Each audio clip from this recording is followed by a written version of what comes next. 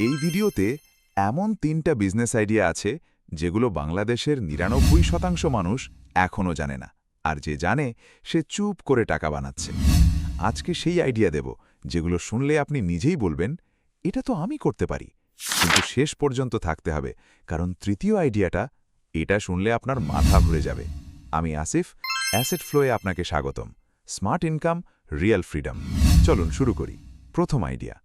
আপনার এলাকায় একটু খেয়াল করুন, রেস্টুরেন্ট আছে, ক্লিনিক আছে, কাপড়ের দোকান আছে, মুদি দোকান আছে, কিন্তু এদের ফেসবুক পেজ হয়নি, অথবা থাকলেও বছরে একটা পোস্ট। এই দোকানদাররা জানে অনলাইনে থাকলে কাস্টমার বাড়বে, কিন্তু তারা জানে না কিভাবে। আর এখানেই আপনার সুযোগ। Smart AI marketing service. আপনি কি করবেন? এই দোকানগুলোর জন্য ফেসবুক পেজ বানাবেন, প্রতিদিনের পোস্ট বানাবেন, ছোট রিলস ভিডিও বানাবেন, গুগল ম্যাপসে লিস্ট করবেন। আর এইসব কাজ করবে কে? ChatGPT, Canva, CapCut. সব ফ্রি টুল। আপনি শুধু ক্লায়েন্ট ম্যানেজ করবেন। হিসেবটা দেখুন, একটা দোকান থেকে মাসে ২,০০০ থেকে ৩,০০০ টাকা নিন, মাত্র ২০টা ক্লায়েন্ট করুন, মাসে আয় ৪০,০০০ থেকে ৬০,০০০ টাকা। আর কাজ দিনে মাত্র ২ থেকে ৩ ঘন্টা। শুরু করবেন কিভাবে? কাল সকালে উঠে পাশের ৫টা দোকানে যান, বলুন, ভাই, আপনার দোকানের জন্য ফেসবুক পেজ বানিয়ে দেব, প্রথম মাস একদম ফ্রি। ফ্রিতে কাজ করলে রেজাল্ট দেখাতে পারবেন, পরের মাস থেকে টাকা নেবেন। এটাই প্রফেশনাল স্ট্র্যাটেজি, এটাই স্মার্ট স্টার্ট। একটা আইডিয়া শেষ, দ্বিতীয়টা আরও ইন্টারেস্টিং। এটা শুনলে আপনার মা বা বোন বলবেন, এটা তো আমি পারি। দেখুন, দ্বিতীয় আইডিয়া। আপনার বাড়িতে কি কেউ আচার বানায়? দাদি, মা, খালা? তাদের হাতের আমের আচার, তেঁতুলের চাটনি, বিশেষ মশলার বোড়া, এগুলো খেলে কি মনে হয় দোকানের আচার এর ধারে কাছেও না? তাহলে জানুন, বাজারে লক্ষ লক্ষ মানুষ এই অথেন্টিক স্বাদ খুঁজছে, কিন্তু পাচ্ছে না। আর আপনার রান্নাঘরেই সেই সোনা লুকিয়ে আছে।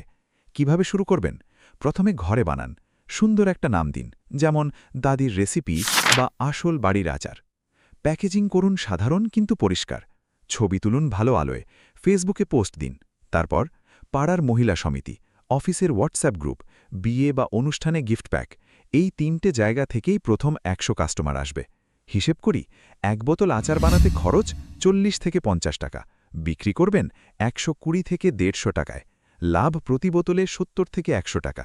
মাসে মাত্র ৩০০ বোতল বিক্রি করলে মাসে লাভ ২১,০০০ থেকে ৩০,০০০ টাকা, শুধু ঘরে বসে, রান্না করে। আর যখন অর্ডার বাড়বে, দারাজে দিন, চাল ডালে দিন, নিজের ব্র্যান্ড হয়ে যাবে। এটা হাসির গল্প না, এটা সত্যি হচ্ছে। বাংলাদেশে এখন এমন শত শত ঘরোয়া ব্র্যান্ড লক্ষ টাকা আয় করছে। দুটো আইডিয়া দিলাম, কিন্তু তৃতীয়টা, এটাই সেই আইডিয়া যেটার জন্য আমি আপনাকে শেষ পর্যন্ত থাকতে বলেছিলাম।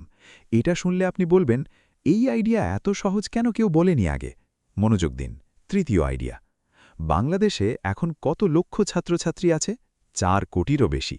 এই ৪ কোটি ছাত্র প্রতি বছর পরীক্ষার আগে কি খোঁজে? Suggestion, short note, MCQ sheet, গুরুত্বপূর্ণ প্রশ্ন। এখন তারা কোথায় পায়?